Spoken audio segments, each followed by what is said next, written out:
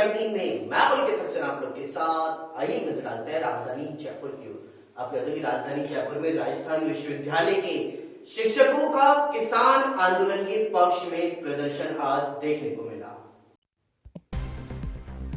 दिल्ली में चल रहे किसान आंदोलन को राजस्थान विश्वविद्यालय के शिक्षकों ने भी हाथों में तख्तियां लेकर के प्रदर्शन करके अपना समर्थन प्रदान किया है। विश्वविद्यालय के सहायक प्रोफेसर सीबी यादव की पहल पर राजस्थान के 3 कृषि विधेयकों के विरोध में आयोजित धरने प्रदर्शन में राजस्थान विश्वविद्यालय के शिक्षकों ने भाग लिया है। साथ ही एक स्वर में किसान आंदोलन के प्रति सरकार के दमनकारी रवैये की कड़े शब्दों में आलोचना भी की है। सरकार से खुले मन से किसानों से वार्ता करके किसानों के हित में उचित फैसला लेने की मांग भी की गई। डॉक्टर सीबी यादव ने बताया कि संवाद एवं विचार विमर्श लोकतंत्र की सबसे अभिन्न प्रक्रिया है। इन 3 कृषि कानूनों को लागू करने में सरकार ने ना तो किसी किसान संगठन से संवाद किया और ना ही संसद में इन पर बहस की है। विपक्ष की संसद की सेलेक्ट कमेटी को भेजे जाने के प्रस्ताव को भी सरकार ने खारिज कर दिया, जिसका परिणाम आज पूरे देश में किसानों के उग्र आंदोलन के रूप में देखा जा रहा है। कर रहे हैं और क्या मांगे आपकी? और राजस्थान का शिक्षक समुदाय ये धरना प्रदर्शन में तो विश्वास नहीं करता है, लेकिन जो इस देश में कुछ भी हो रहा है उसके प्रति हमारी एक राय है। और राजस्थान विश्वविद्यालय के शिक्षक समुदाय आज उसी राय को प्रकट करने आया है। हमारी राय ये है कि जो इस देश में किसानों के आंदोलन के साथ जो कुछ हो रहा है वो सही नहीं हो रहा है। जिस तरह से किसानों को रोका गया, लगभग 3 महीने से 4 महीने से प्रोटेस्ट चल रहा है, उसको रोका गया, और जिस तरह से आज उसके साथ व्यवहार हो रहा है, आज उसके साथ बातचीत के स्थान पर आज उनके साथ शर्त रखी जा रही है, धमकियाँ दी जा रही है, ये लोकतंत्र की स्वस्थ परंपराएं नहीं है। लोकतंत्र की स्वस्थ परंपराएं यह है कि संवाद के माध्यम से कानून बने। जिसके लिए कानून बनाया जा रहा है कम से कम उसको तो विश्वास में लिया जाए।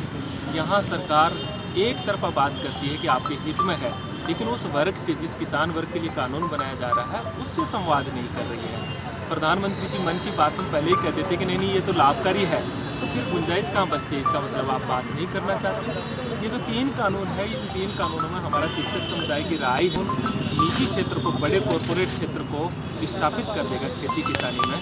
इसलिए इन 3 कानूनों को वापस लिया जाए और एक चौथा कानून लाया जाए जो किसानों को मिनिमम सपोर्ट प्राइस की गारंटी दे, और वो एश्योरेंस अगर देते हैं तो कम से कम ये काम हो।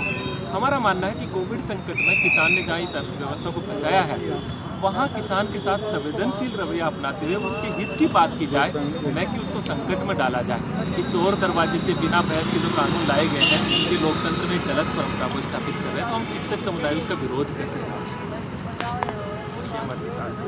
जी सर, बताएं, आज जो यहाँ पर आप प्रदर्शन कर रहे हैं, धरना दे रहे हैं, उद्देश्य क्या है? हमारा उद्देश्य ये है कि देश में लोकतंत्र को क्षरित करने के लिए जितनी भी कोशिशें इस पिछले दौर में शुरू हुई, अब वो अपने चरम पर हैं। दुनिया भर में हम इस बात का ढिंढोरा पीटते हैं कि हम एक कृषि प्रधान देश हैं और हमारी अर्थव्यवस्था की रीढ़ कृषि है, लेकिन किसानों को सबसे ज़्यादा प्रताड़ित करने का काम भी हमारी सरकार करती है।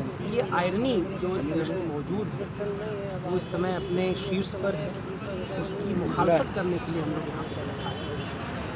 हम ये समझते हैं कि देश को चलाने के लिए देश के जो वास्तविक नागरिक हैं वो किसान हैं, किसान परिवारों से जुड़े हुए लोग हैं। देश में कॉरपोरेट देश को नहीं चला सकते, जबकि इन 3 कानूनों के जरिए केंद्र सरकार ने बहुत ही चोर दरवाजे से इस देश की ज़मीन को, इस देश में अनाज।